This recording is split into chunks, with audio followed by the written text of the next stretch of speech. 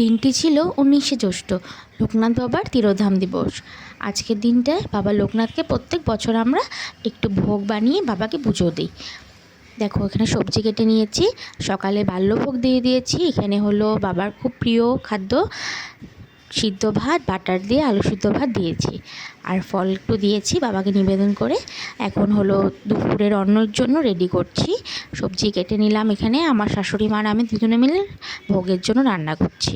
দেখো, মা এখানে পনিরটা রান্না করছে, আমি মিক্স ভেজ তারপরে 5 রকমের ভাজা রান্না করলাম। রান্না করে তোমাদের দেখাচ্ছি। দেখো, চাটনি, ভাজা, পোলাও হয়ে গেছে, অলমোস্ট সব হয়ে গেছে কমপ্লিট। এখন পনিরটা হবে আর একটু অন্ন হবে, তারপর হয়ে যাবে।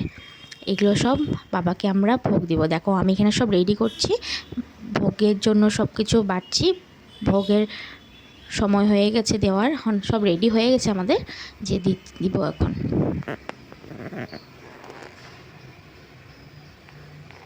এই কাজটা করতে আমার খুবই ভালো লাগে। ঠাকুরকে ভোগ সব বেড়ে বেড়ে দিব, মানে খুবই ভালো লাগে কাজটা করতে। দেখো, সব বাড়া হয়ে গেছে আমার অলমোস্ট। এই দেখো কত কিছু আইটেম হয়েছে। 2টো থালা বেড়েছি, কারণ বাবা লোকনাথের সাথে সাথে সাথে আমরা গোপাল সোনাকেও ভোগ দিব। ভোগ দেওয়া হয়ে গেছে। তোমরা কারা কারা লোকনাথ বাবা পুজো করো আমাকে কমেন্টে জানাতে ভুলো না। ওকে, দেখা হচ্ছে নেক্সট ভিডিওতে। Bye bye.